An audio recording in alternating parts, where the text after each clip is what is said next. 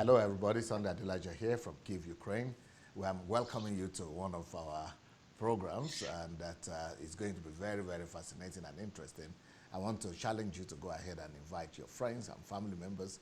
Today we are having Kingdom Fruits, and this Kingdom Fruit is going to be with one of our, committed DSA family member, and he's right, and he's here with us, and he's very, very committed, and I can see the drastic and dramatic change that has taken place in his life since he started following like a year ago, and I'm so happy when he told me that he wants to do the Kingdom Fruits. So I want to introduce you today to Myles. I'm sure some of you have been hearing about him, Myles Ojabo. Hello, Myles. Zook. Hello, DSA. Hello, everyone. Good. How are you doing today? I'm okay, thank you. Yeah, you look like a giant, but you are so soft spoken. Yes, I think I'm nearly 6 foot 4, and If you had grown up in the Western world, maybe you would have been fascinated by basketball. yes. I think I tried playing while I was in Nigeria too, but it wasn't my thing, so I gave up. So you decided to go academic. The academic didn't even it wasn't even in the plan. I just wanted to be a novelist, and then the academic thing came You just came just wanted came. you just wanted to be who? Just a novelist, like writing novels and Ah, stuff. novelist. Okay. I, Yeah. I thought maybe you just wanted to be successful. Uh, no, no, I wasn't. I think the only thing I knew I could do very well, like while I was in secondary school, was kind of writing. And Okay. so that's why I put a lot of energy in it. And then, yeah, today I'm here. And then I kind of studied towards that line. And today I'm still studying towards that line. But I'm still. you're already a writer, and you study to be a writer. How is that like to study to be a writer? Uh, you you kind of there's this program. It's called creative writing. Is popular in America. Is known as the MF, Master of Fine Arts in Creative Writing. Some of them are called the MA in creative writing. And yeah, it's not that popular in Nigeria. I don't think there's any university that has it in Nigeria. What the aspiring writers normally do in Nigeria, if they have to read something in line with what they want to do, is to study English literature. But I didn't study that. I could. I didn't even. There was no way they were going to take me to do a master's in English literature if I don't have a bachelor of English. So with the creative writing, they take, no matter the field you are in, or no matter what you've read in your bachelor's, they can always take you as far as you can show you have evidence that you have been writing for a while. So they can actually take you. So And then yeah, creative writing is only for yeah, masters. there's a master's and there's a PhD. So I did the master's and I did a PhD too. But I don't have a back. There's also Bachelor of Creative Writing, but I think that is very new. That Okay. is new. Yes. Yeah. All over the world is new. Yeah, it's very new, especially in America and in the UK. Okay. Was someone Mm. Nova Knigan, that's there like Bashir. All right. So now you have a very, very, very, very intriguing, very, very interesting biography. And let's talk about that, because your biography and it will remind a lot of Nigerians about their story. Yes. Uh, I was uh, I was born in Benin City, Nigeria. Although my parents are from Benue, we are from the Idoma people of Benue State. Right. Idoma, Yeah. that's probably the second largest, right? The second largest people group in Benue. Yes, so, next to the Thief people. Next to the thief, right? Yeah, yes. Yeah. Okay. So yeah, my mom was a medical student when she had me in the University of Benin, and I think one funny aspect of my birth, which I did not put in my biography, is that I think somebody introduced her to one of these white garment people who prophesied that I was going to be a girl child. Ooh, it means And so, that prophet missed it big time, huh? yes, and my mom bought a lot of women's girls' clothes. And then when I was born, she was dressing me in the girls' clothing. Because that's And what she people were, bought. yeah, why are you dressing him in a girl's clothing? And it was quite funny. So it didn't, the problem of the Nigerian Christianity started right from my birth. Wow. And yeah, so yeah, I was born in Benin City. I grew up in Makodi in Benue State. I attended all my primary, secondary, and university my bachelor study in Makodi. And yeah, I was raised, we're Catholic until late, until maybe perhaps I was 19. That was when the Pentecostal wave was really moving massively in Nigeria, and my parents kind of got caught up in it. And in my early 20s, I got quite You got caught I up in it got too, huh? yeah, I got bored with the Catholic Church. I started questioning a lot of stuff.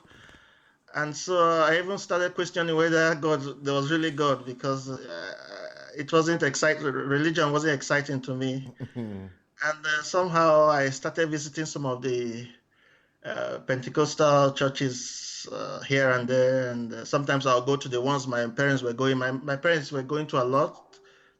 They went to Redeem, uh, they went to a lot of churches. So I visited those churches. Is it just your mom that was a medical doctor, or to your both parents?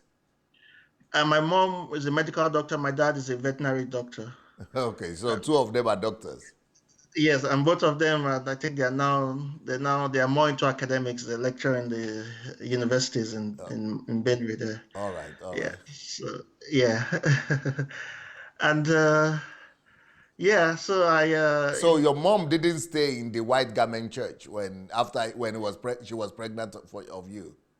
she was never a member of the White Garment Church. She Okay. was pregnant, and a friend of hers just introduced her to a White Garment prophetess, as you call them.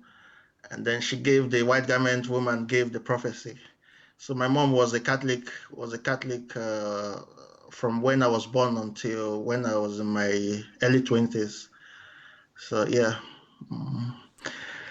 So should I continue my story Yeah, in line yes. with? So she started going to those churches, right? The Pentecostal churches. Yeah, well, I think my dad first left. It was war when my dad left, because because we were like strong Catholics. My parents used to belong to the charismatic part of the Catholic Church. Oh, okay. Yeah, they really loved God. They really wanted more, because that Pentecostal movement, they were kind of they wanted more of that, because there was a lot of speaking in tongues there. There was a lot of Pentecostal practices there too. Yes. So yeah, they really loved God, and that's why they kind of my dad was the first to leave, but my mom wouldn't allow it. But eventually, she joined him, and yeah. So the good thing was that they didn't force us, the children, because I have four more siblings.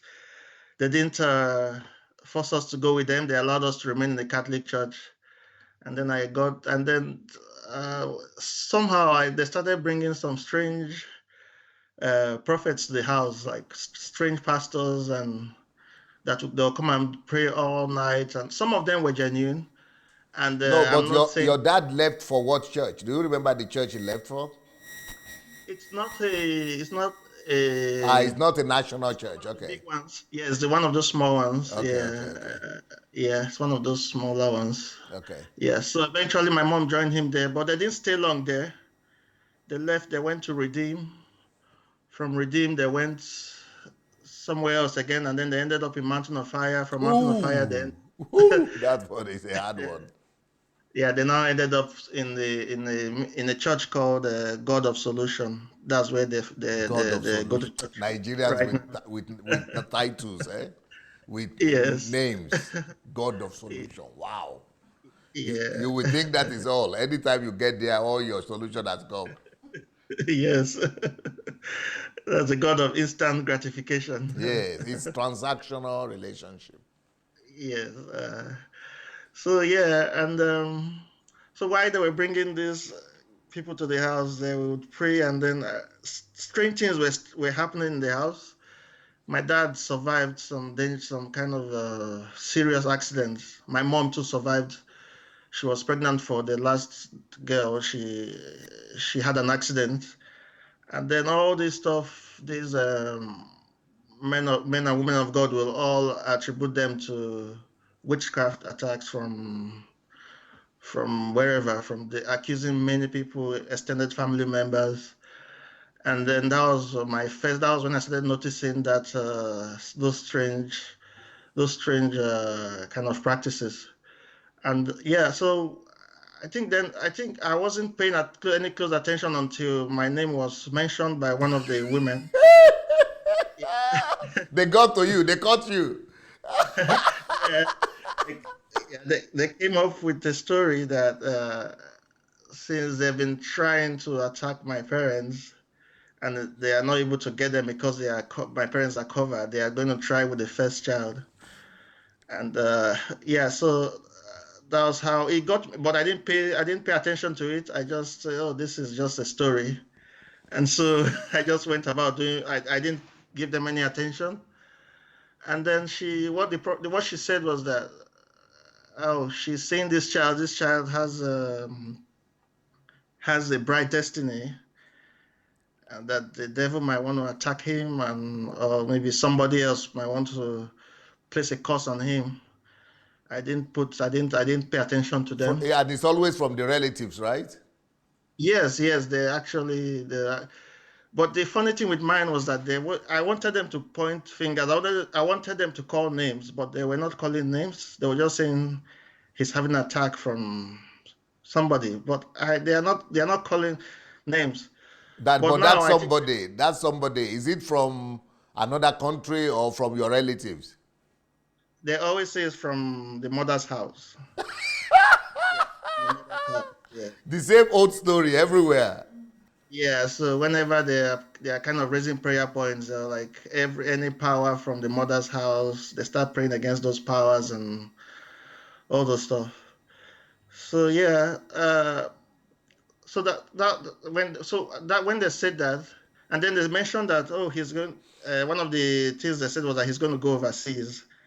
And then in Benue, there I think it's especially for those kind of people, it's a big thing. That's a big testimony in some of those churches.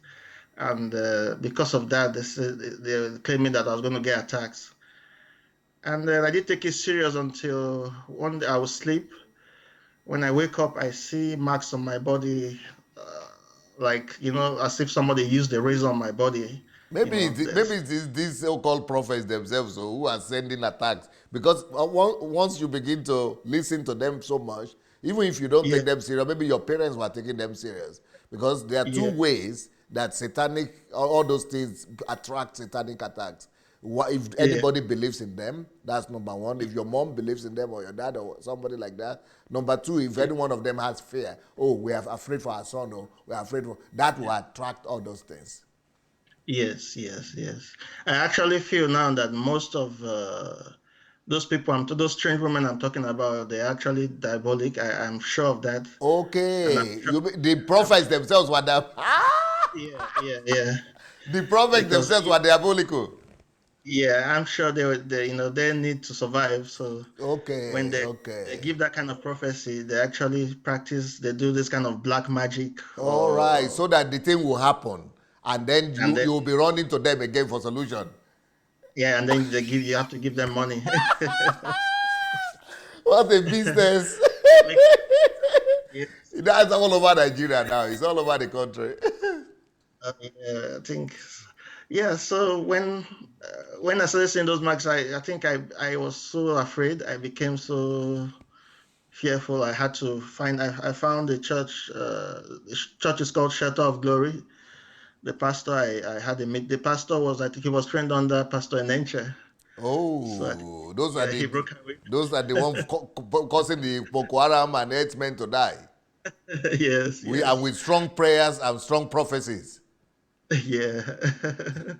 So yeah, I met with him and I told him and I told him about my experiences, how I see marks on my body, and he asked me, "Are you the firstborn?" I said, "Yes, I am," and he said, "That's the reason," and he's going to give me some prayer points that. So to become a firstborn, that is the problem. Yes, yeah, that the firstborn is always a target. And then he gave me a list of prayer points. This is me. I'm coming from the Catholic Church where we were taught how to pray differently, and I couldn't see myself praying with those. I can't remember those PowerPoints, but those are prayer points. But yeah, I went home and my mom agreed to help me. She would wake me up in the night and we'll pray. And I think the first night we prayed, I didn't see any mark on my body. Second night, I think it was quite late. It was. I didn't wake up on time. I think it was after midnight, and then suddenly I think I woke up and I felt my fingers were on fire. I could actually see the fire on my burning on my fingers, Wow. and then I ran towards my mom's room and I was like, "Mommy, mommy, my hands are on fire." I knocked on the door and she came out and she looked at my fingers. And then she looked at me, and then I looked at her, and she says she can't see any fire. And then I looked back at my fingers, and I couldn't see any fire again. But These I people could are feel the heat. diabolical. Oh. These people are Yeah, really diabolical. I could feel the heat. And then she said, "Okay, we'll go and pray." And then we prayed, and then I became very active in praying all those midnight prayers. Because now fear has come, right? Yes, yes, yes. And then So you are now afraid that, oh, you have to do whatever they tell you. yes, yes, yes. So yeah, so everything went, and then I went back to the pastor in Shelter of Glory. I told him, "Oh, everything is okay now." And then I wasn't devoted to any church then. I went back to my being. I wasn't serious about life then. So I went back to my normal life, the Catholic way. Pray whenever I can, maybe pray before I sleep, just the normal prayer. And then I wasn't a serious Catholic. I'll mention that. So I was posted to do my a kind of an internship in Lagos. So while I was in Lagos, I think we got a prophecy again from the same strange woman that this time they are coming after my life. I think the strange woman has noticed that your Yeah, parents, compared to other people, they are not bad. They are average or above average. yes, yes, So there is money coming from that side. yes, yes. So yeah, and then they now mentioned that if I'm able to overcome the attack of the death attack on my life, then I'll be able to go overseas and I'll be able to go overseas. But the what it is what so I was happy that I was going to go overseas, and I think I was somehow sure that I was going to overcome every attack that they had against me. So I think after a couple of days I started falling sick. It was a strange kind of sickness. It's like fever. I'll be feeling cold. My bones will be, I'll be shivering, and I'll be so sick. I'll stay in bed all day, and then the night I'll be well, and then maybe a couple of days later I'll be sick all night, and during the day What I'll do be we expect strong. now? The prophecy has gone out now. It has to be fulfilled. They have prophesied now that they are after your life. So it has to come to pass. So they have to help their own prophecy come to pass now, so that at least you will know that they are real men of God. Yes, yeah. Then it was so bad. It was scary. And yeah, my colleagues they had to rush me to the Navy hospital that was close by in Victoria Island. and they did a lot of tests on Oh, me. you were Took already my in Lagos at this time? Yeah, I went to do an internship in Lagos. I was studying then. Okay. So yeah, they did it. I was in Lagos. My parents were not there, So so they did the test, and the doctor said nothing was wrong with me, Yeah. and I was shocked. My colleagues, they were all shocked. So I knew that since I was sick that night, all through that night, I know during the day I was going to be well. So I took the bus. I took the early morning bus back to Benue, and when I went back to Makurdi, then my mom, she treated me for all kinds of ailments, fever, typhoid, everything, because she couldn't understand. She just had to try whatever medication she had then. And then after 3 days, I started to feel the same way. I'll be shaking. And then I was dreaming I used to have a lot of dreams, like seeing myself being buried, as if I was dying. And then the fear that I even got more Do you scared. think that all those things are coming from those so-called prophets? Yeah, it's coming from it. I think some of them will come from there, but I believe that our people still practice some black magic. But I still know that some of those prophets also practice the same thing. Yeah. So, but I think my own case was from the prophets. Yes. I think my own case was from them. Mm-hmm. And so yeah, it became so bad. My mom had to say, okay, there was another woman, one of the strange women. She wasn't part of the women that were prophesying. It was another one. I'll call her Sister J. So she was telling my mom some kind of stuff. I think she was quite reliable for a while. And then my mom said, okay, let's go and see Sister J, since you're getting, first, before that, she brought a pastor Mountain of Fire pastor. I think he broke away from Mountain of Fire and started his own. And he prayed, and he said everything is fine, but I was still feeling like I was dying. And then she said, okay, let's go see this Sister J. And while we're driving there, I felt my heart getting so heavy. I kind of perceived that would be my last day on earth. And so while she was going there, my mom could see that it was getting bad, and she had to stop the car. And she was like, we better go to the hospital. If I die, if in case I die, and they come to question that, why is she taking me to a prayer house? So I told her, no, let's keep going to Sister J's place, because I believe so much in the woman. I had become very superstitious. Like So we them. went there. Yeah. So we went. There was a long queue waiting to see this woman, but because of my And situation, we had to jump. that's a lot of money right there for her, eh? Yeah. We had to jump the queue. And then immediately the woman saw me, she said, oh, she could see the spirit of death. And she started praying, and my mom, they were all praying. And the more they were praying, the more I was dying. And then I felt something within me, like, you have to do this praying yourself. And this is me coming out of the Catholic Church. Wow. I don't know if to pray in the Catholic way or to pray in their way. So I decided that maybe I'll pray in their way, sending every arrow back to where they were coming from. And then, but I think God was so kind. God was so good, even though in my ignorance, in everything, the whole thing vanished there. The heaviness in my heart vanished. Through your own And then, prayer. yeah, through that prayer, even though it was a wrong prayer, And it was not through their own prayers. it wasn't through their prayer. Yeah, And then I think God wanted you to also know that you are responsible for your own life, and that you yourself can have personal relationship with God and talk to yeah, God yourself rather than through all the women. yes. Yeah, so yeah, the woman looked quite impressed after when they saw me praying. She was quite impressed, and she said she would come for all night vigil that night, the same night. But I was scared to leave that arena, because I thought God was just in that enclosure there. In a I didn't house. want. I thought, yeah, I thought it was in a kind of a small room in the stadium. I was like, if I live there, God won't follow me home, and I might die when I get back home.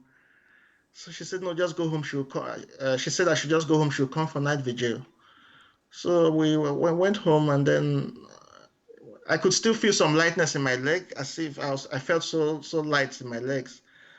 And when she came for the night vigil and she started seeing some visions, and she told me that I could feel that lightness in my leg because my spirit was still somewhere in the woods.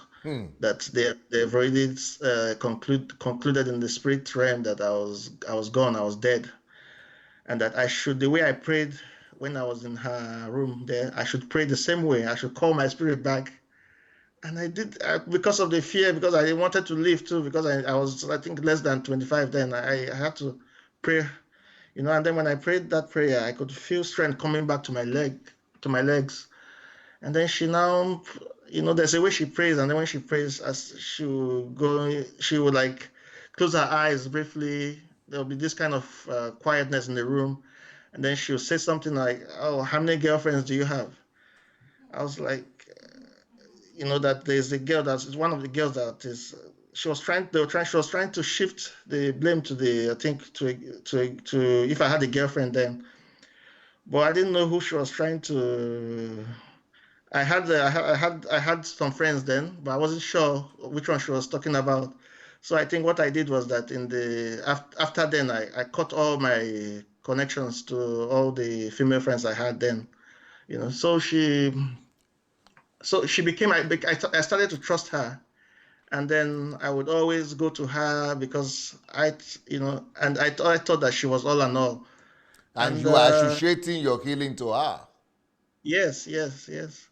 And then I went back to Lagos. And then when I went back to Lagos, dream became very important to me. That during that stage of my life, dreams. I see a lot of dreams, and one of the dreams was that I saw this same woman that I was believing so much in. She was doing some incantations on me. I've never been to any place where I have witnessed the incantations going on, but I saw her chanting something over my body. Wow. Call my mom, and my mom will say, perhaps the devil is using the face of this woman. And then I found the Mountain of Fire Church very close to my house where I was staying in Lagos, and I kept on going there. I went for many deliverance services.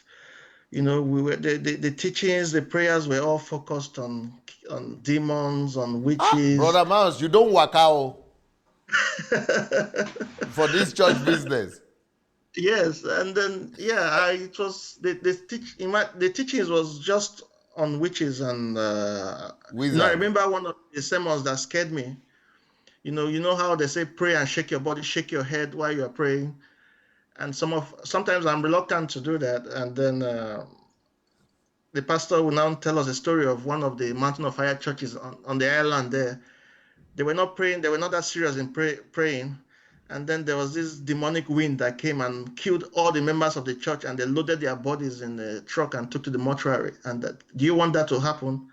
And then that was how I was like, no, I don't want that to happen. And all of us will be intensifying our body movements while we are praying. So it was those But kind how of did you scare. verify that story? We just believe. Demonic wind came and all members of church just died. It was coming from the pastor's lips, and we believe everything that came How from the can pastor. pastors be lying? Right, lying, black and white lie like that? Just because they Yeah. didn't pray, shaking their head. These Nigerian people have taken this thing far.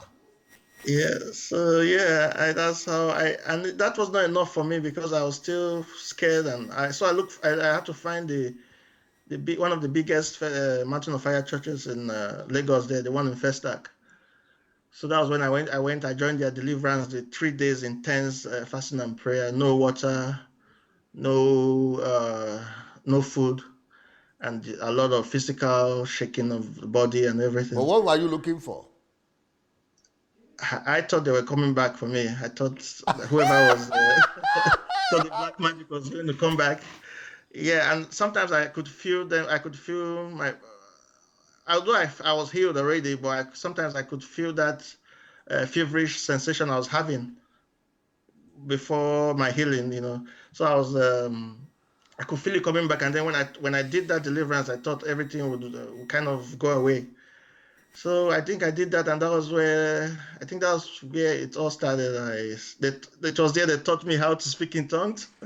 I was Yes. like, how do I speak in tongues? And they say you have to say it, say it, say it. And then I was like, so it was just there, and then I could see a lot of manifestations there, demons manifesting, and it was really I saw a lot of strange things there, and that was I think that was it. After I finished my internship in Lagos, went back to Benue. I tried to go to the Mountain of Fire Church in Benue there. Somehow I couldn't connect.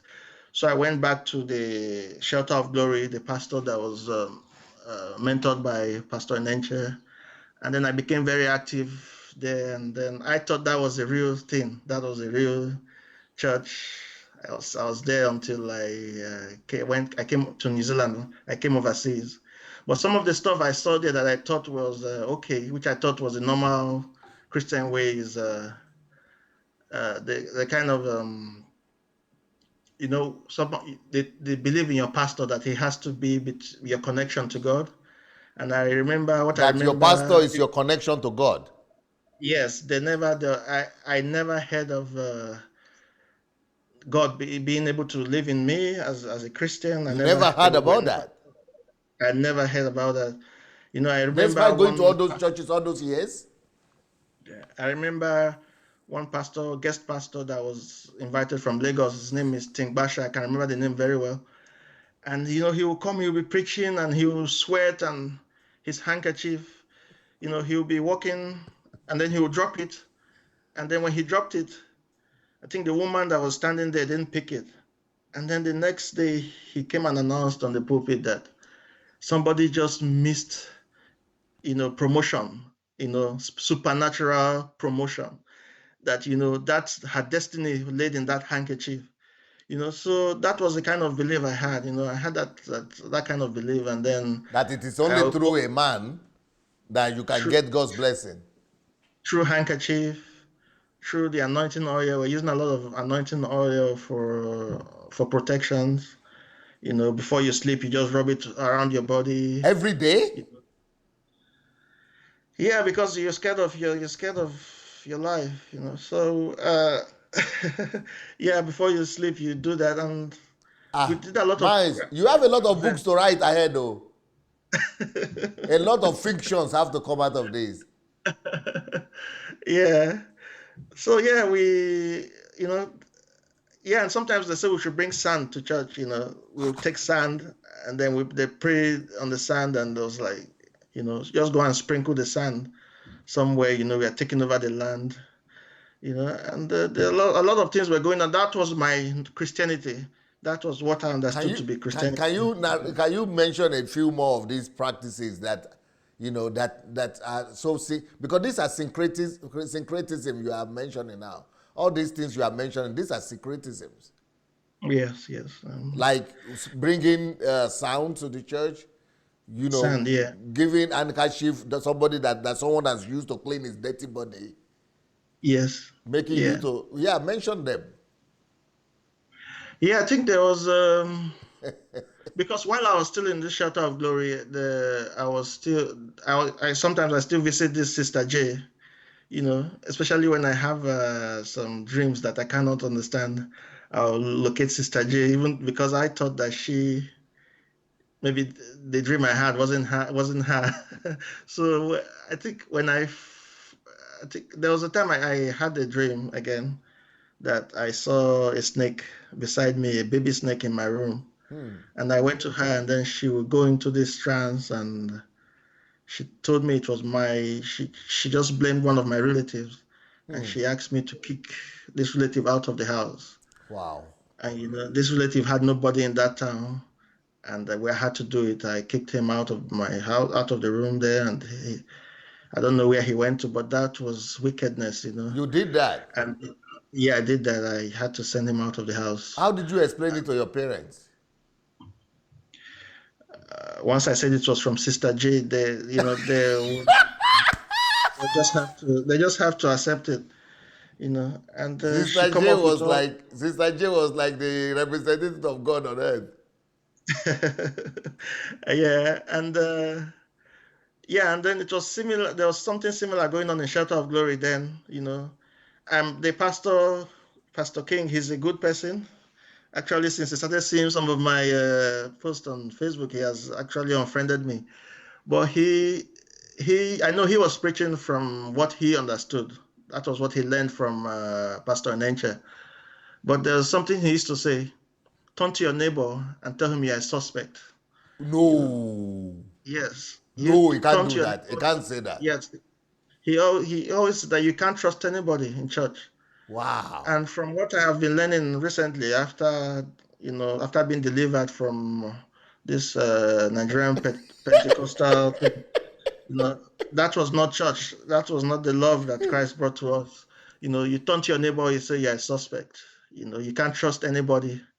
And there was this kind of belief in the church too that you have to be a member. You have to undergo all those their classes, their foundation classes to become a member.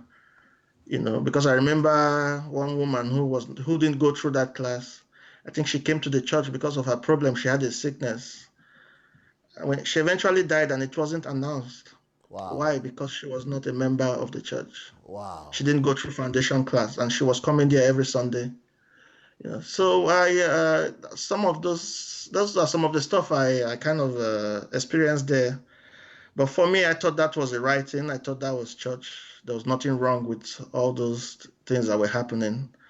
I was going to church mostly for instant, gratification. Because I wanted to go overseas. I was praying, always going to pray that I want to go overseas, or I wanted to, pass my exams. And that was the kind of Christianity I knew, Transactional going for, Christianity. You want to get yes, something. yes. Yeah, that was what I knew. And a lot of, I know the pastor then used to bring a lot of guest ministers. They'll come and there was a lot of prophecies that used to go on there. And yeah, I think that's as far as I can remember. As far as I can remember. And then I remember there was a, not in Shelter of Glory, there was another church where they asked us where I visited, and they asked for coconuts. And you bring coconut to church, and you start making some declarations, and like Inside the the God that coconut. put the God that placed the water in the coconut, this God will be behind my success. Those kind of prayers. So yeah, that's as far as I can remember. And then eventually, I was posted to, after that period, I was posted to serve in Medjugorje. And while I was there, the unrest was getting out of hand, and so my mom said I should come home, and that I should come and try, and because I told her I studied something in school which I did not like. I studied the Bachelor of Fisheries. So my mom said, okay, come and go abroad and study what you would like to do. So after my auntie advised me You studied fisheries. yeah, fisheries, Okay. Bachelor of Fisheries. Okay. Yeah, yeah. So that was when I started making plans to come overseas, and eventually my auntie advised me to go for journalism, for communications. And so that's what she discouraged me against creative writing, that I won't be able to find a job with creative writing. So when I came overseas, I started studying journalism and communications. It wasn't my thing. I didn't really like it. So I kind of dropped out and then went to do a master of creative writing, and somehow I got settled in the Redeemed Church. And I was in the Redeemed Church. It wasn't like the church I had left in Benue. There was a level of It was not syncretic enough. it wasn't there was a use of the anointing oil, but it wasn't up to the level that they were doing it The in. paganism there is not the cocoa one. It's not the Yeah, because the Redeemed pastor left Nigeria, I think 10 years before that time. So I think he had lost he touch has with. acclimatized. Yeah, he has lost touch with what was happening in Nigeria. From Nigeria Christianity his own is no more original. Yeah. So I felt that no, that's what we were doing in the Redeemed there You know wasn't that some church. people in our country here, in Ukraine here, they don't come to Yes. our church because they said that church is not the real thing. They don't, there's no power there. Something is missing. So the Africans who come here, they don't want to go to our African church. We have a church for English speakers, but they still want to. They will not go there because it's not. There is no the cocoa thing gone. It's not there. Yeah. These people are noble Africans. They don't know how to do the real African Christianity. So they are starting their own little churches in the schools where among themselves they are practicing their paganism. Yes. So you two So are yeah, feeling like that. yeah, I was feeling that, oh, there's no power here, because I would come to church. It was like reminding me of the Catholic Church, which was quite slow, and the priest used to be calm and everything. I wanted power. I wanted those pastors that used to blow air into their microphone and The say fire power, one. fire, fire. Yes. Especially So after yeah, Mountain of Fire experience. yes, yes. You needed that kind of fire. Yeah. So I stayed there. I actually left. I left after about 4 years there. I left to a multicultural church, but somehow they keep coming back and say, oh, you can't find the love that will give you and redeem. You have to come. Where you go to, they won't give you that kind of love. So I came back to Redeem. I got married in Redeem. My children were born while we were all there, but I kind of was disconnected. I wasn't just in. I was always talking of living. So I wasn't really noticing if there was any error there. I wasn't noticing it. So yeah. So it got to a point where I had to meet the pastor and his wife. They were lovely people. They were so kind to me and my wife. When our kids were born, they were always there for us. So it was really hard telling him that I wanted to go. And part of the disagreement I think I remember having with the pastor was that I remember him saying one time that TB Joshua was fake. And even though the same thing, with the church I was coming from in Benue, Pastor King also said the same thing. But for inside me, I just thought, oh, TB Joshua can never be fake. So that's one of the arguments I said I had with my pastor. I was like, no, this man is not fake. Because you like the fire, power kind of thing, eh?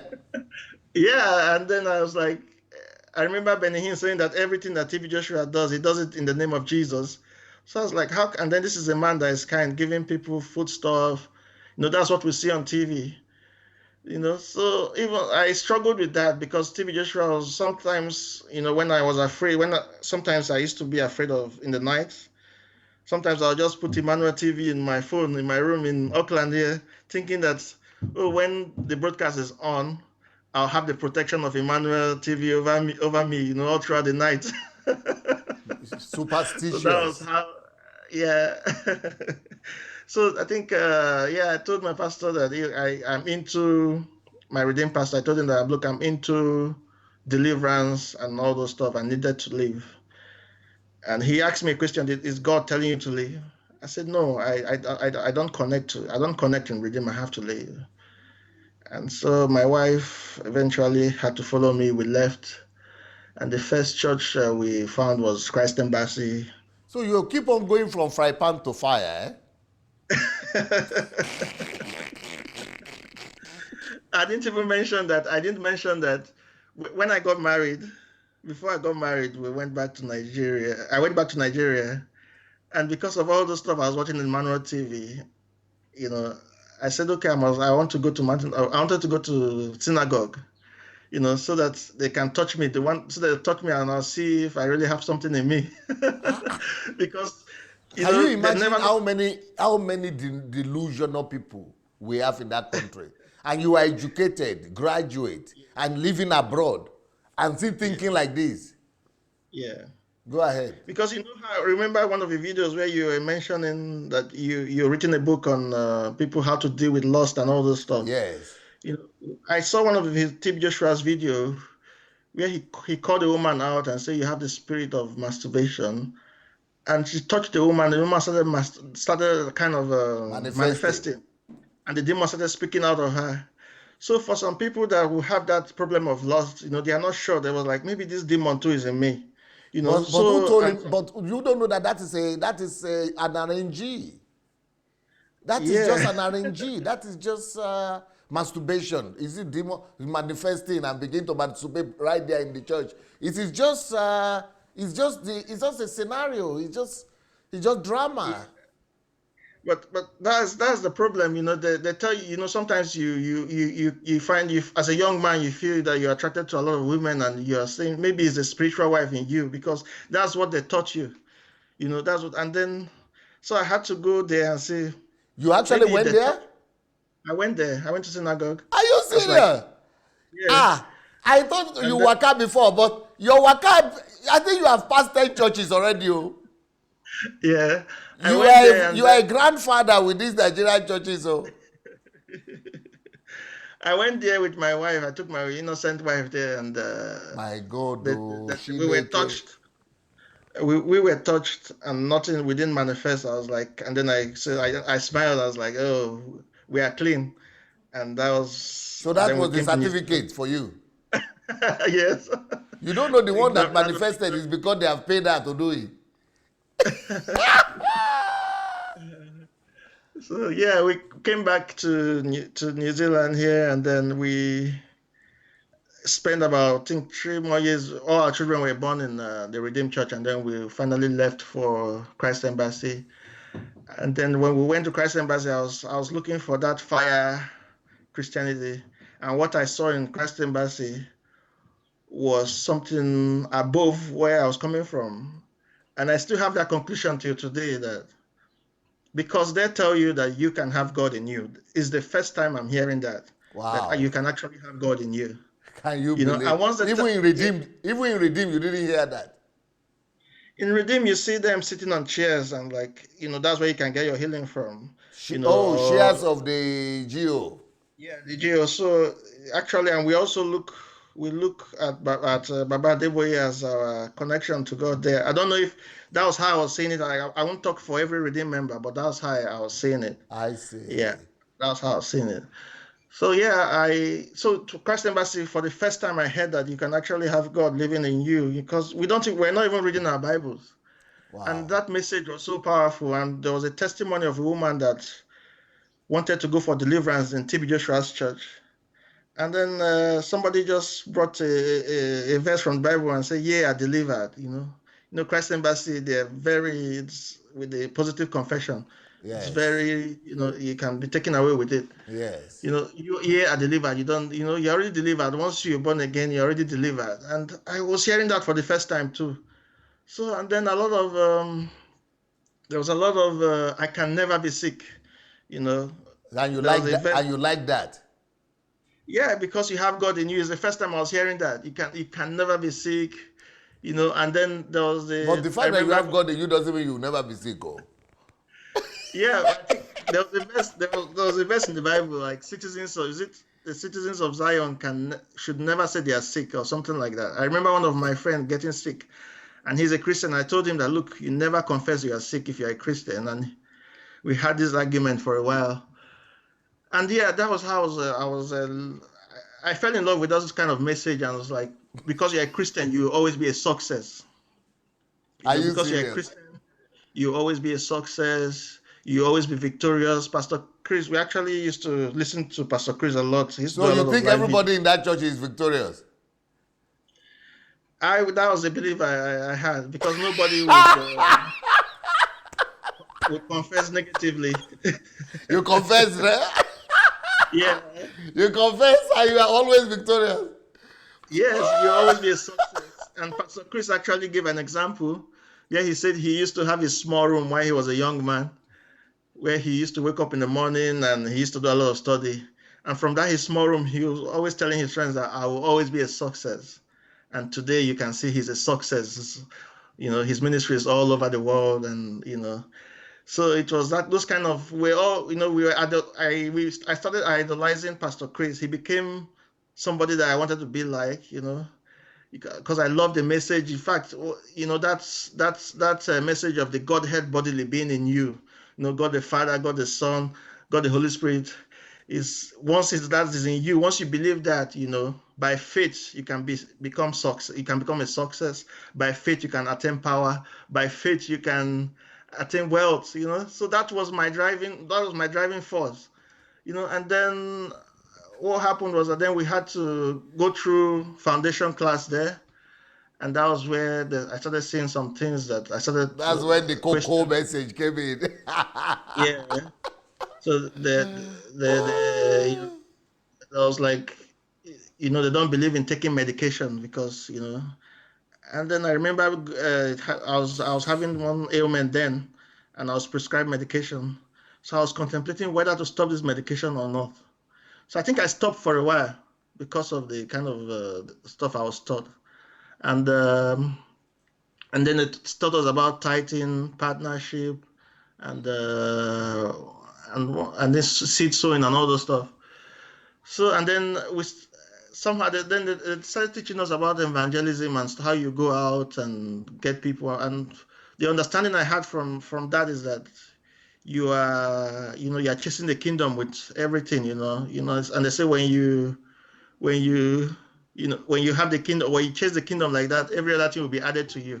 So the concentration of my prayer every time was that second part of that verse. Every other thing will be added to you once you follow the kingdom with all your passion and everything. And that became my you know and actually we went through a training how they said we should when we win people to the church, you know, we have to. Oh, I know. Sorry, I'm getting it wrong. We were putting Pastor Chris on TV. We put him on TV in New Zealand here. Oh, So and okay. then with with Pastor Chris, when you put him on TV, people call. So what they were teaching us was that when people call, how we should respond to them. You know, if we should get them to come to church. If they can't come to church, we should make them sow a seed. If they can't sow a seed, we should make them to. Can you hear me? Very well, very well. Yeah, and then we get them to speak in tongues on through over the phone and all those stuff. So all the stuff they were getting more complicated for me. And then what killed it eventually was what killed my passion to stay in Christ Embassy was when one of the regional pastors from Ghana, Pastor Biodun Lawal, came on stage and started asking for seeds. And I was like, he's asking for seed, and that people shouldn't even think about it before sowing. That this is what the Bible says about stingy people. That disaster awaits the stingy people in future, something like that. And I was like, and then he came up with another scripture and said that this is what happened to the double-minded person. That we shouldn't even think about it before giving. That when you think about it, your life would be kind of all over the place. So that unsettled me. That calling for seed unsettled me. And the thing with Christ Embassy is that you will never see any of those calling for seeds. You never see those videos on YouTube. It's always through another means. So I was like, since they are not open about this, maybe they know that this is wrong and they are just trying to get money off people. And then, but I was decided that I was going to still stay until they signed my family up to be paying a partnership fee. They call it partnership. So we're getting like $200 for partnership every month. Wow. And this wasn't tithe. The tithe was different. And then I started noticing that I wasn't able to save as I used to save anymore. And and then we went for one of the programs in Australia, where I heard one of the pastors say that that what we earn is not enough to bring to the church, and that we should go and establish businesses and whatever we make as profits, bring it to the church. And I was like, wow, even working so hard, I cannot save because I'm paying partnership, I'm paying my tithe, and then you want me to even bring more. I was like, this is out of it. And then to make it worse, they started preaching about the other one they pay in January. First fruit. First fruit, yeah, and then that one I knew was going to kill me because if I bring everything that me and my wife earns in the month of January, how do I survive? and that was when, that unsettled me. And, I have this medal here. Don't know, Okay. can you see it? Yes, very Yeah. well. It was given to us that were kind of, we are the ninth, we took ninth place in giving in partnership, giving money for partnership. They give you this, and then That is the you kind award. of, yeah, the award. And what that did to me was that once I got the award and I was announced in Sydney there, and I came out to the front to dance and everybody clapped, I was like, oh, next year I'm going to try and come first. So it was so thinking about everything. It was just about the money, and then that was when I started like this first fruit. And because I have been looking for a church to settle in for a long time, I didn't want to disappoint God. I wanted to get everything right. So that's when I went online, and no, I think I was watching you briefly. I will see some of your videos, some of the DSA videos online, and then I'll see what you're saying. Then I couldn't take it because all what you were condemning it was what I knew to be Christianity. Wow. So I stopped watching you for a while.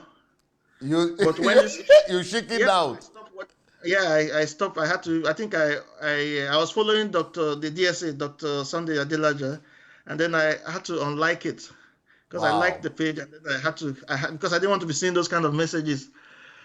So when they started talking about first fruits again, and I was like, this doesn't look right. Then I went and Googled your name, and I said, Dr. Sunday Adelaja and first fruit. And that's when I saw those little videos that were cut into short bits. And I took those scriptures and I used that, and I confronted the pastor. I was like, Christ has become our first fruit. So why are we supposed to be paying first fruits? You know? And then he came up with, he said that some of this stuff are personal revelations to Pastor Chris, and we don't know why we do them, but we have to keep doing them. You know? Chineke. So, yeah, and then I was still going there, and then I stopped paying my tithe. So I think one of the members visited me, and I told the member that, look, I pay my tithe to the poor on the street now, that I can't pass by. Since I started listening to you, I can't pass by the poor man without giving to the poor man on the street. And this message got to the pastor, and the next Sunday he used that to preach. And he said that when you give your tithes to the poor man on the street, that's not giving to God. And then after the service, we had a conversation. I said, look, when you give to the sick, Christ said you give to me. When you give to the poor, Christ said you're giving to him. So how come I gave him the scripture, and how come you're saying they're telling me otherwise? And he says, look, the poor that the Bible was talking about was the poor people in the church, within the church. And forgetting that there was no single Christian, there was no church in the time of Jesus Christ, They So forgot. yeah, but I didn't want to go further with that again. I thought I would keep going there, but that was the last time I set foot in Christ Embassy, And then hearing about people's testimony, I started following you DSC again, hearing about people talking about how they stopped going to church. It sounded strange to me, but from the explanation I got, I knew that it was right for me to stay home and self-develop myself, So, but my wife, we had issues about that, and that was when I had to write DSA. And then I said, look, I'm having issues. Do I force my wife to leave the church, or what do I do? And DSA say, if your wife is happy there, leave her. She's okay there. Just leave her. Just try and self-develop yourself. Try and join the mentorship program, or try and read some of the books. And then I started But I listening to a think there lot was of. a time that you used to call here to argue with me now. Yes, I You remember. you Yeah, try to help me so that I will at least behave myself. yes, I called when I called. I was like, this, you are a man. You are of the ranks of these Jews. Why don't you call them and talk to them? Tell them to change the way they are doing things. I said that your approach DSA wasn't good. Challenging them like this wasn't good. And then you didn't say anything. I think you said okay. And then when they went off the phone, and I looked at the comments, people were blasting me that, oh, this brainwashed man and everything. And then yeah, so You said yeah, my message was not bad, but it was the style you didn't like. yeah, I didn't like this approach to the style. Yeah. Yeah. So yeah, and then when people, I think people that called afterwards were saying things that I kind of agreed with, and so they think the next time I called, I said, "Oh, DSC, you're doing it right. Keep doing it." I think I was the one that was wrong, and then yeah, it was it because I listened to a lot of those messages. I can't even remember, but they were had to do with syncretism and Paganism, paganism and all those stuff. But brainwashing. yeah, but the one that really grounded me, that really opened my eyes to see what Christianity really was, is the love series. You Yes, know, where you said anyone who does not love is not born of God. And I yes. was like, this is what Christianity is supposed to be. Anyone who hates his brother, they're praying for people to die. That was where I knew that this is not Christianity. How can you pray for people to die? And that was what we were taught in the African church. That was what my relatives were praying. I was like, so even when I started bringing it up with my friends, they couldn't understand. My friends in Nigeria, they bring scriptures like Matthew 10:34, where they say, the letter killeth, the spirit giveth life. For I've come not to bring, I've come to set man against his father, set daughter I've against brought mother. a sword, yes. Yeah, sword, yeah. Brought the sword. I was like, that gives them the right to pray for people to die. And I was like, it's just yesterday you even explained it, that you attach, that's what God, the intention of God was that we shouldn't be attached to fellow human beings. Yes. What God wants is a personal relationship. Yeah, now. So all those stuff, they don't get it, they don't understand it. So I really like, even the people that don't know God, people that say they are atheists, they can't, they are living to love people. They are not living They to, are they even don't more wish anybody dead. Christians. They are more Yeah, Christians than the ones who are going to church in Africa. yes. I mean, so many of them here, you know. So it was really, yeah, meeting you really changed the whole thing, the books I've read. In fact, I read the how the church caused economic recession, and Okay, you've read that one. I just read. I said I must finish it before this this session. Yeah, but So maybe I think that you should come and do. I think we have to come with you to do a review on that one because I've not had anybody who has done review on it yet. I think Sister Elizabeth was doing one chapter by chapter. But not a review with me. Okay, okay, okay, okay. Yeah. Yeah, yeah. It's really, yeah, that book I really loved it, especially when in fact, you summarized the life of the African Christian In in that that book. book. Yeah, you either go for instant gratification or you go for the delayed gratification. And you also, what is it, the word value, the word view you gave, the idealism. I really love that. Yes. How is the idealist, the idealist, Philosophy of life. Yes. yeah, philosophy of life, where we kind of visualize the invisible Yes. things that we want, and then we work so hard. We have to work hard, and then Bring it to do every pass. study that we can do, Yes. just to make sure that we can achieve that invisible dream. So yeah, and then yeah, but that's not what we do in the African church. We want miracles. We go to church, you know. We want miracles. Somebody is, we go and cover ourselves with the blood of Jesus. When we can actually form a security group ourselves and keep keep the whole street safe. But instead, we go there, we go and cover ourselves with anointing oil. It's all about me, just about our selfishness. So it has been really a long journey for me, but I'm glad Yeah. that I know God made How me. have your life changed? How has your life changed since you started listening to this DSA? Can you go one by one some points that you could remember that have really changed in your life, in your Christian life? Yeah, when I started listening, I think I realized that I couldn't pass by a poor person on the street without uh, having to have a chat with that poor person, or kind of give the person some money. Yeah. And yeah, I was actually seeing. wealth, power, and that's Riches. Wealth, wealth power, and wisdom.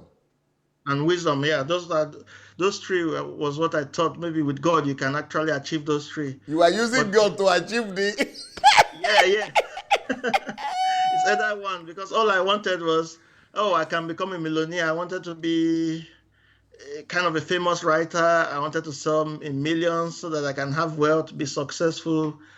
That was what I thought I could use God to do, not knowing that it was far more than that. Christ came. He was kind. He lived a righteous life. He stood for justice. Those were the three most important things that need to be around our lives because that's how we should live our life. And that was my own perspective. That was what changed my life. It wasn't about my selfishness. It wasn't about going to church to look for something. It was just praying about me buying a house or trying to get residency in New Zealand. It was all the stuff don't matter anymore. What matters is how I can help people. Right now, even when after my studies, I did my PhD. You know, proud to encountering your videos and writing. My dream was that after the PhD, there's no way I wasn't going to be successful in my writing career. But it turned out that wasn't. It didn't turn out that way.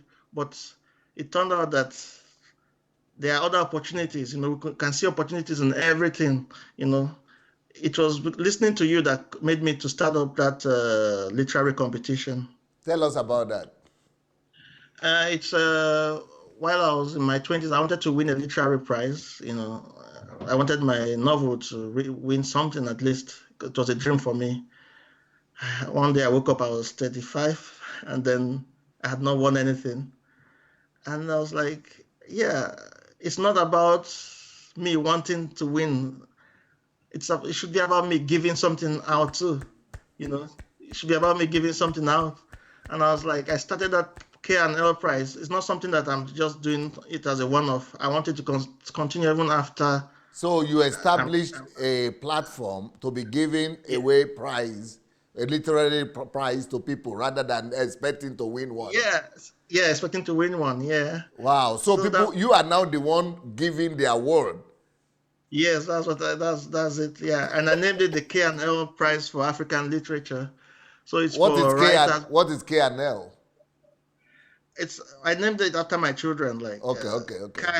Kyle and Leona. Why I Yeah. did that was because I wanted it after I've left the world, I wanted it to continue. So Yes, at least they'll yes. know that they are named after them because I want them to continue doing that. Okay, okay. So yeah, I did that, and it's for people between the ages of 25, 20, between 18 and 25 for young people. That was the age I wanted to really win it.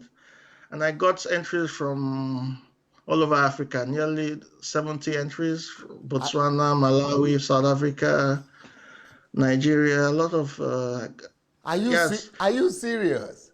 yes. And I didn't, it's called a short story competition. And it's between 1,000 and 2,000 words. And annually the prize will be $1,000 for each anybody that wins it. So I have appointed two judges. One of them used to be my colleague that did the PhD with me in the University of Auckland, and then another one of the judge he's doing his PhD in English literature in Canada.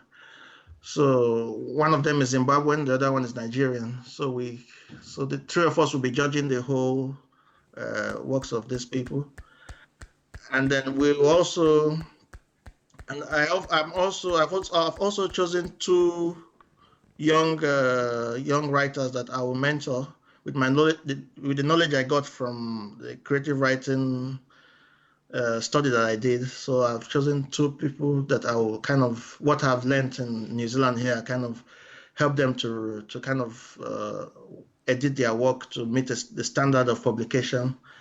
And hopefully I'm looking forward to publishing their works myself. So it's about me giving out now. It's not about me wanting to, get something for myself. So that is what listening to those your messages did. Yeah. Amazing. Yes. Unbelievable. Yeah. And then with with your books that you're writing, they're all, it's about society, and I'm also very interested in society. You know, I'm looking at studying some other works that, because why I'm saying that is because some of the works that Nigerian writers have done, they actually affect their representations of what happened in society. For instance, Elechi Amadi's concubine. You Yes. see a woman there who they say is suffering from this issue of spiritual husband.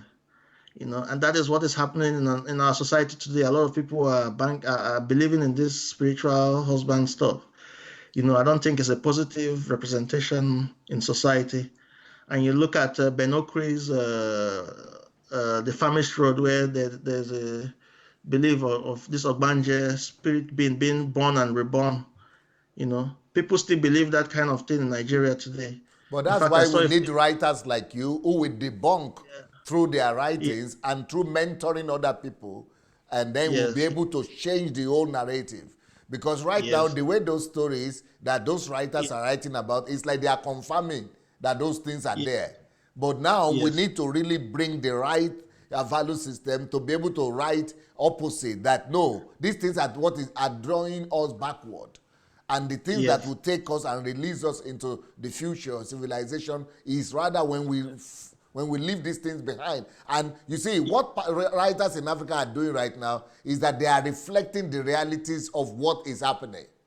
But the way yes, it's supposed to be is that as a leader, you are supposed to see, yes, and reflect what is happening, but change it with how yes, things are supposed to be, with the kingdom yes, values. Use that to change the reality that is there. Don't leave the world the way they are or the way you yes, met them. Don't just come yes, and say, this is what is obtainable, so I'm just going to reflect that. And that is the mistake our Nollywood has done. They yes, are just reflecting what is happening instead of them yes, to come from a higher level, higher value system and say, yes, this is what is happening, but look, yes, this is how things are supposed to be. yes. And I'm also guilty of that, because I was very superstitious. So actually, my one of my works is all about superstition. So but now that eventually, I wrote that work before encountering the kingdom message. Yes. So I know that the eventual works I'm going to release will have better values. Because the kingdom message is about everything reflecting Yes, through the prisma yes, of the kingdom of God. The kingdom of yeah, God we are supposed to be passing everything through the kingdom. And everything is yes, supposed to pass through and reflect the kingdom at the other side. yes, yes. Because it's the kingdom message is something that not everybody understands, because you have to listen to a lot of your message To to catch it. understand it. Yes. Yeah, because sometimes Did you see what Dr. Anu did yesterday? He showed your country. no, Oh. he did what? He showed your country where you are living now, New Zealand. Oh yes, I saw it. I saw it. Yeah. Did you recognize that that's your country? Yes, yes, because it's normal for us here, because when, once you're an important person, even when Harry and the wife landed, they did that was Megan. that was a welcome for them. Yeah, they welcomed them in the same way. And And also, if is you it their cricket group or their football, rugby team used? rugby, rugby, yeah, before every match they do that. They do the haka. They call it the haka. Aka, yes. You know, But even Anu that was watching here on over television, he said it was scary. He was not there live, when I but just by watching television, he said it was very scary. when I came here, it was I used to find it very funny, but we are used to it, because even when you go to school here, even my kids, when they have to learn how to do the haka. It's part of the culture. It's part of society. Even the Okay. one where you put your nose on the other man's nose, we are all used to it here. You have to, you have to respect the culture, the Maori culture. If you go to some of our streets, they are named after the Maori names. Some are named and having European names. Even the schools, some schools have Maori. They try to split everything equal. They don't want to get. They don't want the situation that happened in Australia to happen in New Zealand, where they got rid of. You can't All even the find Aboriginal yeah, languages. they got They rid are of trying the to tradition of the Aborigines. yeah. So New Zealand have done well in preserving the culture of the Maori people, which is very good. So even in the parliament, even in the And the news, Maoris are very well integrated over there. yeah. Somebody even told me that you can't find the full Maori these days. That they all have a little bit of They are mixed. white So they European. accepted them. They mixed very well. Yeah, they That is the mixed. opposite of what happened in Australia. Yes, yes, it's very opposite. Yeah. So yeah, how long ago was that? That was 2008. Oh wow. 10 years. Oh wow. It's long ago. Yes. Yeah. So yes, I think that's my story. Wow. So, but what about on the family front? Because your wife stayed in Christ Embassy and you are following DSA platform. Are you still going to Christ Embassy or what? No, I didn't go to. I didn't go to church for about I think close to 8 months. Close to 8 months. I didn't go to church. I was reading. I was reading some of your books and listening to your messages. And I became I became addicted. But my wife, she kept going there, and we had some issues, which were it was resolved, and then we had to come to a conclusion that, But oh, I advise you to take it easy on now. yeah, but sometimes it's hard, sometimes when you, especially when you see the message you did on the God of Mammon, Yes. The God of Mammon, you see that kind of message and you say, oh, this is where your children are going to. So I was that was a wrong approach. I was a bit hard, but it was wrong. So eventually, we just had the family meeting. Look, church would not be important. Would not. We shouldn't allow church to kind of cause us Come, problems. come between You you. know. Yeah, I don't want to go to church anymore. Yes. But if we can find a good church, I can meet you halfway. I'll go to the Yes. church, but I don't want it to be a Nigerian church. Yes. So she asked me to find a church. So I found a Baptist church. Yes. And the message here was wonderful. Like they were preaching, we enjoyed it, but it wasn't okay for us with the childcare. Okay. My children like 4, 5. My boy is 4, my daughter is 3. So we didn't have enough people to look after them while we were attending the service. So my wife, she eventually found another one, which is it's still okay. So I go with them when I'm free, Yeah. and she enjoys the church. She enjoys it. Yeah. But was she able to set herself free from the Nigerian church mentality? She studies the Bible very well, so she knows the truth. And one thing I know with her was that if that first fruit, when that issue of first fruit came up, she said if she doesn't have, she won't give it. That's her own understand. She won't give it, but she believes she likes Pastor Chris, and she doesn't see anything wrong there. But but the most important thing is that we have settled somewhere else. And the one of the biggest issues I have was with my own family back in Nigeria. My dad was always worried about me. He said, "Oh, you're exposing yourself. Don't expose yourself. You're exposing yourself to attacks." Because you But are when I look at writing those, because of your posts. yeah, because I share all those stuff.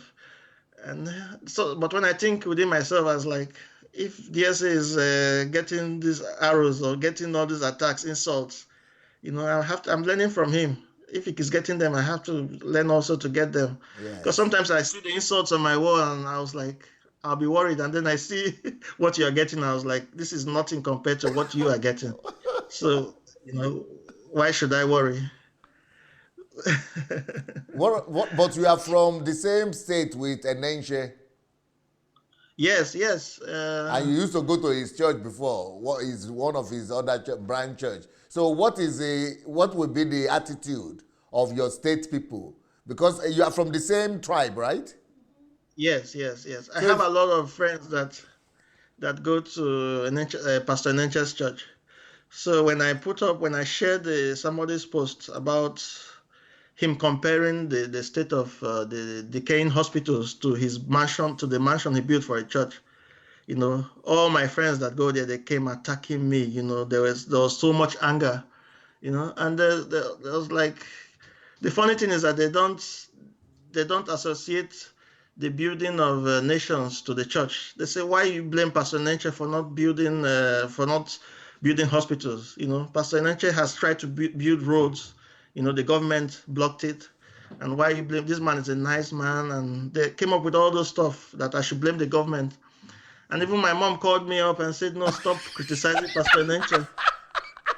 She said, "Yeah," she said that this man has built schools in local government. And then I wonder, I was like, this man built schools. This is church money we're talking about. If he has built the schools, fine. That is what we want to hear. Good news. We want to hear that. But we are not that kind of church. It doesn't work. It can't work. There's no way you can have a big church and not lie to your members. yeah, You can't. You have to tell them that you have to go through me to God. Because yeah. if you tell them the truth that they have God in them, most people will just stay in their houses. Yeah. Yeah. So yeah, a lot of people didn't like. I got a lot of attacks for coming out against him, and somebody actually called me and said somebody had an accident while going for one of their crusades. And in trying to reach Enenche and some of his pastors, none of them cared to pay attention to this woman that had this accident. Can you imagine? Yeah. So, and I was like, the woman's picture was put on Facebook there. And the People woman were was going to his crusade. yes, had an accident. And they said the woman, somebody now made a statement that a Dunamite cannot have an accident. That there's no way she's a Dunamite. So it And so means they that just, the woman is not genuine. yeah, there was like, So and a Dunamite cannot be sick, cannot have accident. yeah, and some of them come and say I'm a Dunamite. I know my pastor, you know, and I was like, yeah, my brother came to defend me and said, no, you're not a Dunamite, you're a Christian. So I don't know that kind of belief system. And then with Pastor Nature's insults, cursing, that is not Christianity. Telling people that I expect heart attack. There are many people that are on anti-hypertensive drug. Instead of you looking, you're a doctor. Instead of you, being Being concerned about people like to that, you're show telling people to empathy and expect heart attack. sympathy Yeah, and yeah. So it was. I didn't really like that. I think for me, my Pastor Nenche, I think he's genuine, but the foundation is wrong. Is an error. the doctrines I are think wrong. maybe Yeah. perhaps he thinks that is the right way to go about Christianity, but that is not the right way. He needs to love. He needs to. I think they need to come together and say, oh, what is DSA saying? What are these people saying? Let's listen. Let's see how the church can work. But instead, they are cursing, and just like their members are doing, their members are cursing people too. Because they It's believe really, that it's really sad. we are a movement that was raised by hell, from the pit of Yeah. hell. So it's so sad. And when you look at the people that came for the opening ceremony, I think apart from the deputy governor and the governor of Benue State, the rest are all PDP. Wow. That means you're taking side of one part of the government. The church has become political too. Political, yeah.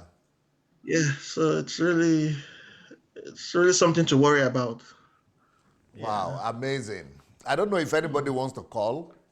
If anybody wants to call, they just need to call by going to Facebook Messenger and look for Move Agents in Facebook Messenger, and you can call, to contribute to this program.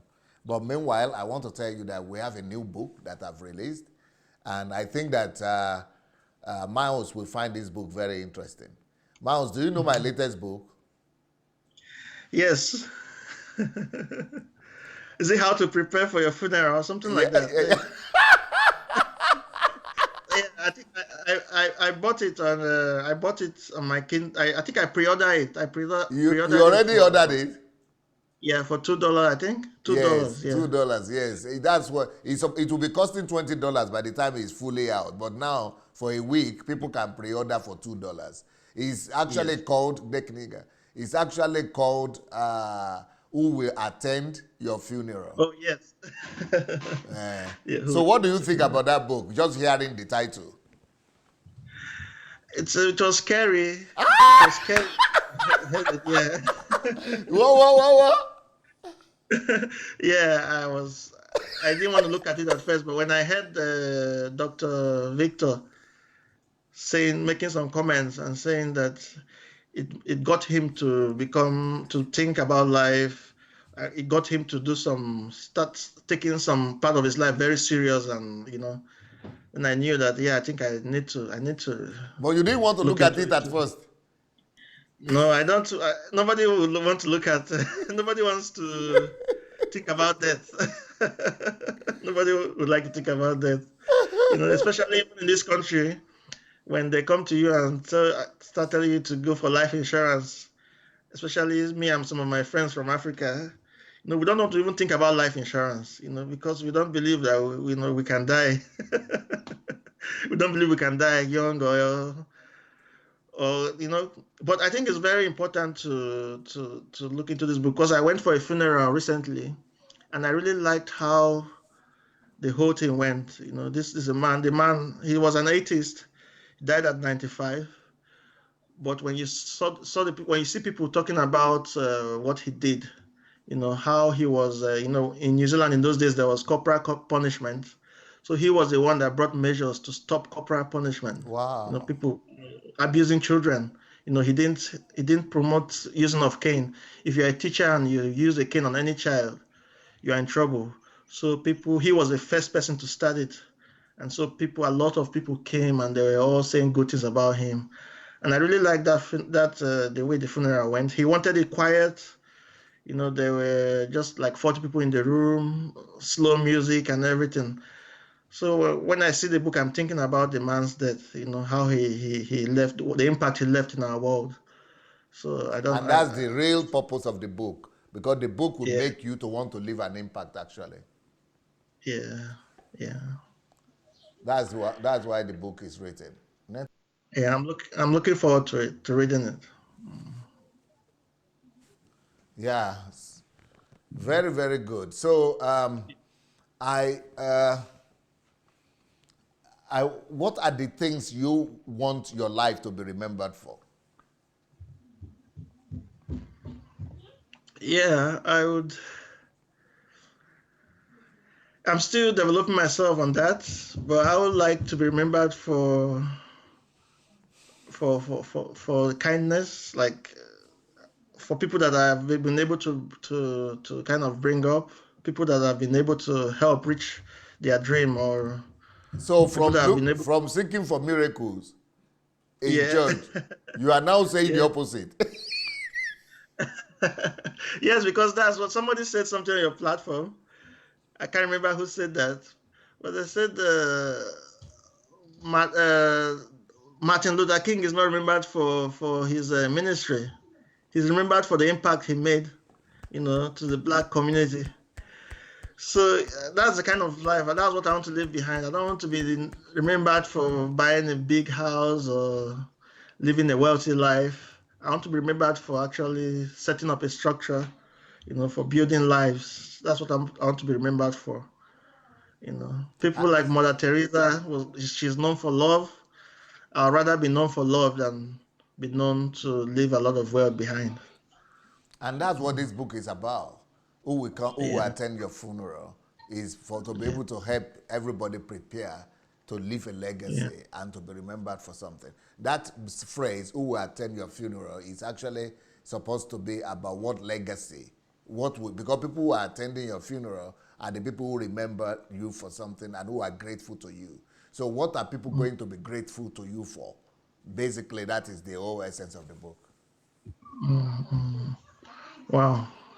I look forward to reading it.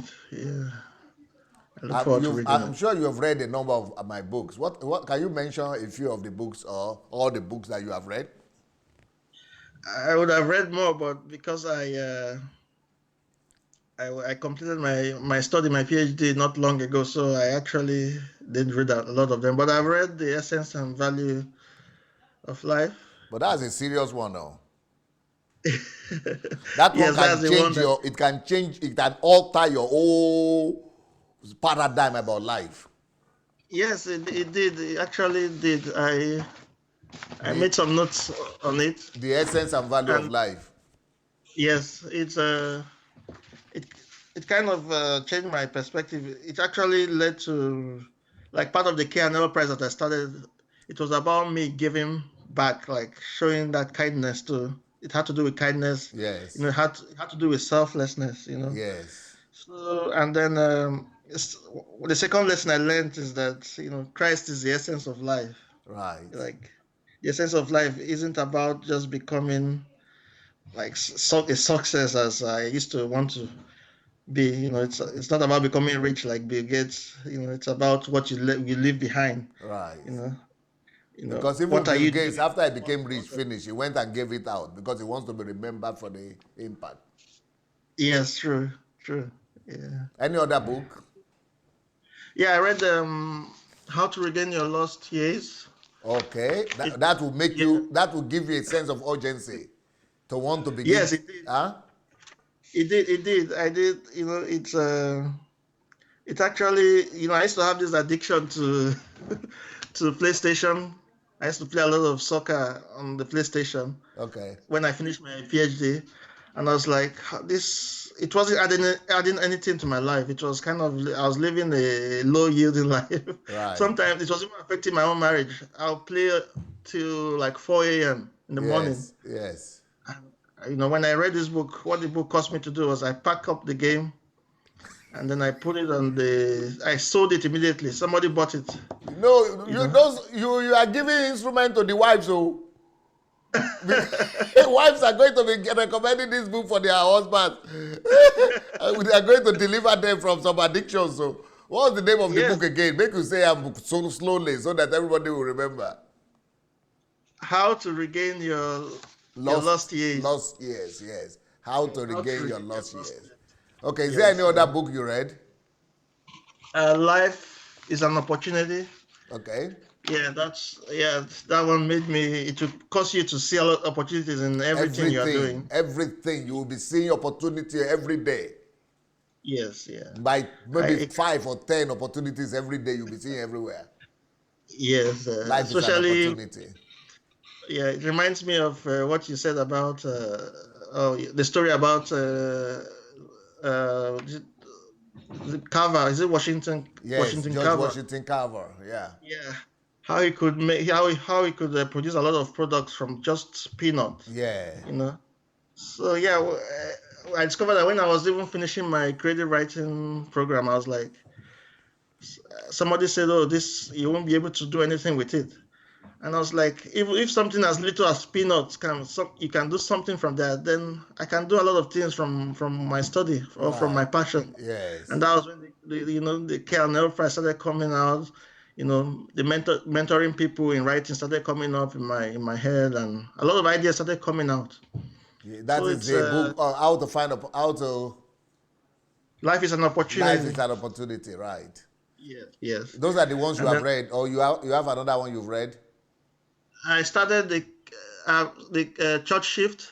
Yeah. I've read the church shift. I've read it. Okay. Yeah, and that's a book that every pastor in Nigeria should read if they really want their church to get it right. Right. If they really want to affect every sphere of society.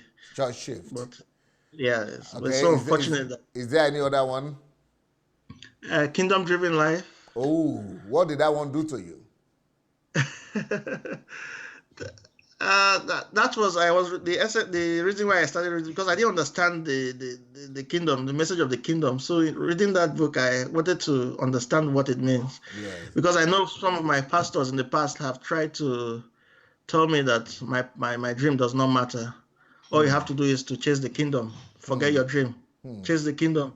But in reading that book, I discovered that my kingdom, my passion, Is my your dream is actually part of the is kingdom. actually the way to bring about the kingdom. Yes. Yes, yeah, it's a way to bring about the kingdom. So there are a lot of measures there, principles that you can apply to your life in bringing the So the kingdom of kingdom God. became close to you through that book. Yes, yes, true, yeah, yes, yeah. Eh, It brought my passion in life and my relationship with God together.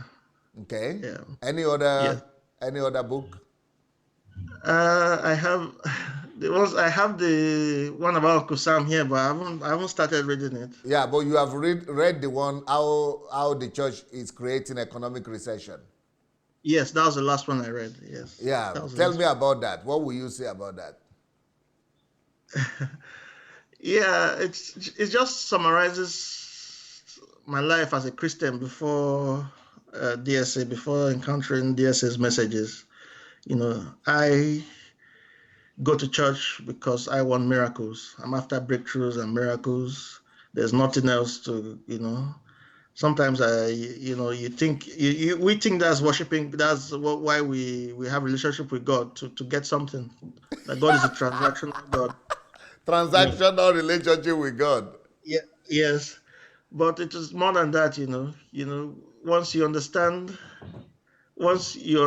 that, if you don't understand that the church is there to make impact on the various spheres of society, then one has a myopic point of view. But do You you know, agree with the title of the book that the church is actually creating more problems than solution? I agree with it because when you mentioned you mentioned all the problems, and then in the end chapter, you actually gave a solution Yes. on how the church can actually prevent recession in society. You gave the solution to it, so I think it's the right title. Yeah, it's the right title. What do you think these And books will do if they really become household books in Nigeria? yeah, it will. Nigeria will become a different place. You know, it will. I think we will get the message. Most of our churches will become, especially the dome, will become a good community center. Because it's not. We don't need big churches. We need to spread that church out. We need to divide it. You know. So I think yeah, people will just break that will get rid of that mentality of slavery. You know, and the country will become a better place. It will become a better place. That's how I see it. Yeah. Well, I think I'm going to. Can we show your contact so that people could get in touch with you? I think yes, please. Because there might be some young writers also, or aspiring Y- writers, or people like that. A lot of things you have mentioned today that Yeah. some people might be interested in getting in touch with you about. Yes. Anyone who is interested in who's interested in writing poetry, fiction, they can get in touch with me. My name on Facebook, Myles Ojabo, and then I think I gave my number. I think it should be on the screen. Yes, yes. You can contact me on WhatsApp. Okay, And then my email is my names together at gmail.com. okay, okay. Yeah. Mm. Well, Miles, it's been Yeah. an inspiration to just listen to your story and to see the transformation. It's a huge transformation that has taken Oh, place in thank your you. life. You are one of the voices that God is raising up in the continent and for the world. Like your entries, you said from all these countries, from all, not just Nigeria, from all countries of Africa, people are already getting in touch with you because of that, your entry. Yeah. Beautiful, beautiful thing you are doing. I'm very proud Right. of you, and keep it up. And yeah, beautiful, just wonderful, just wonderful. Thank you so much. Yes. Yes, And I and hope to do a review on the book. yes, the How? book on recession. I think one of Yes. my staff, Babo, will get in touch with you to do the book Okay. review. Okay. Yeah, Okay. but before you go, I want to talk about the new book he was afraid of looking at that book before he said, "Who will attend your funeral?" But after Dr. Victor Babishaye spoke about it, he got to know that Yes. no, everybody needs to read this book. And you can get Yeah. it right now for $2 on Amazon rather than getting it for $20 when it's out. So please, go and get it. And you can actually read all my books for free on Kindle Unlimited if you are registered on Kindle Unlimited. But if you are not, you can buy them on Amazon. Or if you want to buy many books in bulk, then you could write to our office here and we'll be able to supply them to you cheaper than on Amazon. So just write to dssbooks@gmail.com, dssbooks@gmail.com. And for those of you who want to join our mentorship program, you can do that as well by going to sundayadelajablog.com/mentorship. If you want to come for HMT, the next HMT is going to be in February from the 2nd to the 7th. So we are going to be talking about how to put your life together for the next 25 years. So if you want to attend that HMT, write to hmt@godembassy.org. HMT, History Makers Training, @godembassy.org. And we'll be happy to see you. If you want to be receiving our messages on your telephone every day, you can send us your telephone number to our number, which is +38 098 596 3838. And we'll be happy. Please go and share this message because this message will be a great blessing to a lot of people. Share, share, share. And in the next 15 minutes, I will be continuing with the series on high-yielding lifestyle versus low-yielding lifestyle. So I'll be back in 15 minutes' time. And to Brother Myles, thank you so much, and greet your family for me. Oh, thank you so much, God bless. DSA. It was nice being on the Bye. platform. Okay.